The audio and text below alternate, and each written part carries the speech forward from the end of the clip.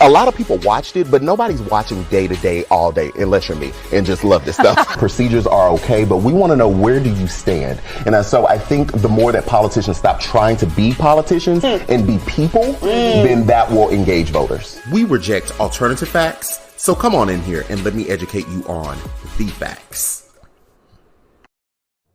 Hello, everyone. Welcome to the Daily Political Briefing. It's me, your host, Quentin R. Giles, and you know we have some things to discuss. I'm so excited that you all are here and ready to chit and chat. You've already seen what the title is about. Y'all already know we have a new time that we're doing this. We're doing this now at 7 p.m. I'm so excited to see you all in the comments. I see y'all. Hey, everybody. Alice Green, Wolf, Kiki, Jay Single. Hey, everybody. April. Hey. How y'all doing? So glad you are here. Let's get into some things. Now, y'all know it has been the second day of the Derek Chauvin Trial. Second day of the Derek Chauvin Trial.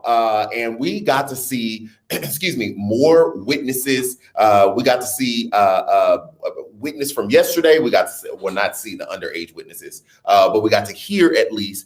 Well, we got to hear and see the underage witnesses because they kept showing, I don't know if anybody watched the trial, but there were several times that the prosecution kept showing a photo of the crowd that was looking. I know they were showing the photo to say, hey, this wasn't this huge crowd that could really be super distracting as the defense is suggesting. But we saw the faces of the people in the photo. Like, they didn't blur it out, although they didn't put the camera on the minors. So it was, to me, it was kind of like, okay, but we still see them. So I don't know. Because even they had to identify themselves, right? They had to circle themselves and was like, this was me. So it's like, we still saw them. We just didn't see them verbally talking. But we got to hear that at least. We heard that testimony from minors. We also heard and saw testimony from,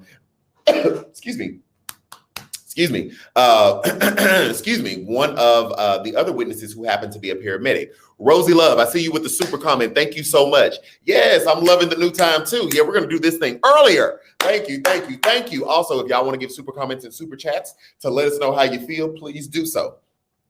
But yeah, so we saw that. Now for me, here's my take on everything. I don't know what the defense is going to do, right? Because at the end of the day, once we go through everybody's testimony, the tape is still the tape. And the young lady who happened to be an EMT basically said that as well on the stand. She basically said, I'm glad we have the tape because human memory fades. And she was like, yeah, some things I don't know, I don't quite remember, but we have the tape. And I was like, that's how you do it. Exactly. We got the tape. Okay, we have the tape. Our eyes are not lying to us. Hey, Rose, thank you so much for the super sticker. Our eyes are not lying to us. We all, hey, Shannon Collins, we all saw that man suffocate him. And what I thought was interesting, or not, and not interesting in a great way, was the side-by-side camera angles that the prosecution was giving us. So we saw security feed with cell phone feed kind of matched up, and you can see the other officers that was also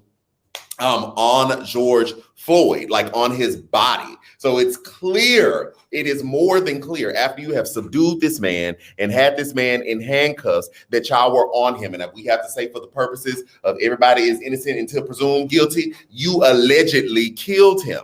But we saw what we saw on that tape, and I'm not going to deny my eyes. I know what I saw. Okay, I've been seeing stuff for 32 years. I've been seeing stuff for 32 years. I know what I saw. The man was shackled and passed out under your care, and you definitely leaned in forward and leaned and put your pressure on his neck. The churn, them poor babies so traumatized. If you really think about it, I believe that Derek Chauvin, not only did you take a life, you traumatized people, children and older folks. Right? We saw my guy, Mr. Williams, on the stand earlier today. Really, like, he was no nonsense. I said this yesterday. How interesting. And when I say interesting, I mean, I'm not saying George Floyd had to die, but I believe I know God knew that was going to happen. We just found out. But how interesting is it that the dispatcher, who was the first witness, was like, yeah, we don't normally ever see things on the camera. Like, and that whole thing was there. And she called the sergeant to say, hey, you can call me a snitch. How interesting is it that one of the main other witnesses, Mr. Williams, was skilled in MMA and knows takedown techniques and choking techniques. So he could clearly identify that the man was being choked out. Any human being could have, but specifically because he had that targeted set. How interesting was it that a medic, the firefighter, the EMT, was right there to view the same thing, to see them not render aid, right? So all of that, and it's all on camera. And it's all on camera. So we see, I kind of feel like it's being served up. Not to say that Derek Chauvin has to fall on a sacrificial altar, if you will. That's not what I'm saying. But what I am saying is, in this moment, in this tragedy, there is a clear opportunity to see that something about this was not right, and that something about this type of behavior is pervasive. Because none of them in that moment, maybe one of the other officers, we did get word, not in this trial, I'm sure it'll come up in the later trial, of him saying, maybe we should move him. But none of them had issue. For the most part, none of them had issue with what they were doing. Even when you look at Derek Chauvin putting his hands in his pocket, I'll say getting comfortable, that body language insinuated that he didn't care what he was doing, and he didn't care that cameras were out. He got comfortable in front of those cameras, which lets me know it's pervasive, that behavior like this runs rampant, specifically in that police community, but them at large. Again, back to my earlier point of the lady, the dispatcher coming out saying, you can call me a snitch or not. It's pervasive. It is pervasive. So, the defense right now is throwing everything at the wall because they can't make it make sense, because we see the tape. We see what's going on. They're trying to make it make sense. Well, they're not trying to make it make sense. They're just trying to throw anything. And so you see the defense almost kind of like antagonizing the witnesses, tried to make Mr. Williams, the angry black man, kind of kept honing in on this idea that he was angry. He was rightfully angry, but you're not going to be able to slap. Well, you do whatever you want to do with the jury. We don't know who those people are, but trying to slap this label on him of an angry black man, and even tried to do that as well with the medic. Like, oh, well, yeah, you were angry, going to their argument that he stated in the opening statement about how the crowd was just so out of control. They were rightfully angry. They were allegedly watching a murder. And what's interesting is that Mr. Williams called the police on the police, and the EMT called the police on the police. Why is the police calling? Why did they feel the need to call the police on the police? Right. So I just feel like that's what I'm going to keep watching throughout this entire trial. That's the thing that's going to keep, keep coming up. We have the video. There's not much more evidence I need. And I feel like I'm going to say it every night. It ain't much more evidence that I need. I don't care if George, they're going to try to talk about drugs. I don't care if he was on 20 pounds of crack and had went to the moon and got some moon dust and that was going to make him all erratic. You had him subdued. And when he passed out, you knew he passed out because we saw him when he passed out. You still stayed there and you still applied pressure and you still leaned in and you still had your hands in your pockets and you still had a depraved, I'll say what I perceived as a depraved mind for the life that was under your knee. So there is nothing that the defense can say. And all they seem to be doing is like either antagonizing the witness, using old racist tropes, and just throwing all kind of alternative theories like, oh, well, you MMA, you're not actually a police officer. So how do we know if you're skilled in police training? Baby, if what y'all doing, if I got to be trained for 20 years to see that what you were doing was choking a man's life out, then we need to rethink policing. Or even talking to the EMT, in a way, he tried to challenge, not necessarily her credentials, but kind of challenge her right to say something, saying, how many times has anybody interfered, with law enforcement? But she even testified and said that Tao, the officer of Asian descent that was kind of standing, if you go back to the video, standing in view of everyone's camera, told her, well, if you were a real paramedic or whatever the case may be, then you wouldn't be interfering.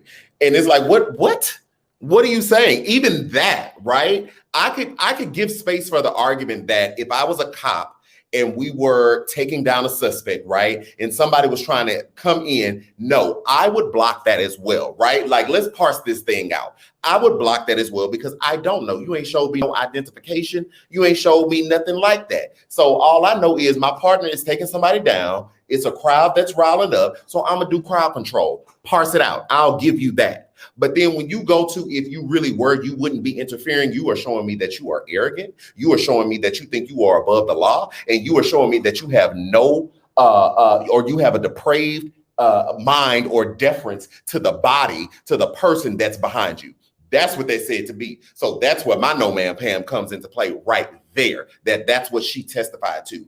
She also talked about how she got very emotional, rightfully so. Some of the kids got emotional too. We need to get them babies some therapy because I'm sure they just walking down the street, having lollipops and Jolly Ranchers, didn't know they was gonna stumble across somebody getting murdered allegedly.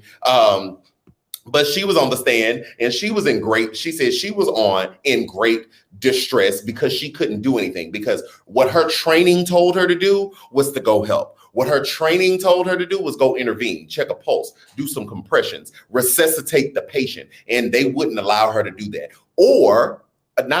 And they wouldn't listen to her not moving and you don't feel him not moving under your knee while your hands are in your pocket and no other cop is like, okay, that's a little bit too much. You all collectively allegedly killed him. I got to say allegedly now because, the platform is growing. I don't have time for people trying to sue us saying we libeling and slandering folks. So, we got to hit the allegedly a lot now because everybody is presumed innocent until guilty. Right. Okay. So, honestly, that was all of day 2. It wasn't super exciting or exhilarating. What it was just them recounting what they saw, them stumbling upon this scene, not knowing that was going to be, that. Oh, I need a little emergency. I got a little tickle in my throat. I got some emergency down there. I'm going to go ahead and get some of that emergency. But that's what we saw. That's what we saw today. And I'm just, for me, honestly, I was asked earlier today, do I think Derek Chauvin is going to go to jail? If you want me to keep it 100, no, because all the defense has to do is get one juror. It only takes one juror to convict someone on a murder trial. You have to have a unanimous jury, meaning everybody has to agree that he's guilty. If one person hangs out and says, no, there is reasonable doubt, which is all the defense has to prove or make the case for, that there was a reasonable doubt that this person did it. Although we saw the tape, But we know we've seen this story, so many times before. Then that one person can hang the jury, which means Derek Chauvin would go home. So do I want there to be justice? Absolutely. Am I asking for the death penalty for Derek Chauvin? Y'all already know how I feel about the death penalty. No, ma'am, Pam. Abolish the death penalty. I'm not for that. I'm not for any of that. But do I think there has to be consequences to actions? And especially in that particular instance where it was, for me, what I perceived was a clear disregard for another human's life. That's what I perceived. So there has to be accountability for that. Now, am I holding my breath on it? No. I'm going to watch, and I'm going to keep watching, and I'm going to update y'all, and I'm going to report the news, and I'm going to bring you what has happened, because I know everybody be at their job and stuff like that. This is my job. This right here, my job. So I know everybody be at their job or whatever. So I'm definitely going to keep updating y'all. But am I holding my breath? Do I think that he will be held accountable? No. Do I hope I'm proven wrong? Yes. But I'm not holding my breath for it. And that's the sad part. That's the really, really sad part. So yeah, that's what happened in today's trial. That's what happened in today's trial. I watched nothing else. I did not tap into any other news. I was trial focused. That's what we're going to be until the end of this trial. We are going to be trial focused. If something major happens, then we'll dip back in the Republican, Democrat, all that stuff. It's been kind of refreshing getting away or not even thinking about Lindsey Graham and stuff. I saw he was trending on Twitter earlier. I was like, I'm not even going to jump into it, baby. Let me stay on George Floyd. But that's what we're going to be laser focused on, which means that might mean the shows are a little short, just like it is right now. So, guys, today that was our daily political briefing. What I will say, I'll share some things with you all. A few things. I am in the process of hiring. We got interns, but hiring some help. Some assistance in brand management, in content strategy and development. So we're going to have real people on payroll, which is crazy. Which is crazy because I've never done this before. So I'm super excited about it. And I just want to thank you all, because all of your super comments and chats and Zelles and all that other stuff, that helps us do these things. So we're growing. I'm just really, really excited about it. I just had a meeting before I got on this live to plan some stuff out with one of the people that I'm bringing on. So yeah, just stay tuned for the content that's going to come. It's going to be great. I think it's going to be great, at least. And so, yeah, I'm excited about it. But anyway, guys, that is it. That's today's daily political briefing. I don't have the goalie gummies in front of me, but they are giving 20% away. So y'all need to get that. Y'all need to get that. I didn't bring the goalie gummies up in here. Let me find my link. I'm sorry, y'all. I did not get the link, but they did email me and say that they are doing 20%. Child, what my link? Here we go. They're doing 20% on the goalie gummies up until the 31st. So you wanna, oh goodness, thank you so much, Stephanie. Hold on, I'm gonna bring that up in 1 second. Thank you so much. I really appreciate that. Blessing you today. Keep up the good work. Good. Thank you. I really appreciate that. I really, really do. Y'all, the goalie gummies right now, they are doing the 20% promo code discount. So you definitely want to make sure you do the promo code. I believe the 20% ends tomorrow. So get your goalie gummies. Get your goalie gummies. That's 20%. Y'all know they normally go back down to like 10. So get it while it's at 20. Stephanie Smith, I totally thank you and I appreciate you. That is going to go such a long way. You don't even know. That goes such a long way in the grand scheme of things. So I really, really appreciate that. Guys, until next time. Yeah, SM Threat, I think. Yeah, baby. We hiring, baby. Y'all, you never know. Thank you so much, Shannon Collins. And I ain't forgot, we still giving away 3 Patreons. It's just been so much going on. I ain't forgot about it. We still giving that away. Shout out to Shannon Collins for supporting that. Tammy Thurston supported the whole year, and Ray Anthony supported the whole year. So we're going to be giving away 3 Patreons. It's just I got to get my life together. It's just been a lot going on, but I ain't forgot about it. So yeah, we are, and that is based on all of you all's support. So we'll be back tomorrow if Jesus says the same. I'll give you the updates on what is going on with the Derek Chauvin trial. We're going to be in day 3. Until then, dissent, not disrespect. Remember that, people. Love you in the Lord, and I will see you later. A lot of people watched it, but nobody's watching day to day, all day, unless you're me and just love this stuff. Procedures are okay, but we want to know, where do you stand? And so I think the more that politicians stop trying to be politicians and be people, then that will engage voters. We reject alternative facts, so come on in here and let me educate you on the facts.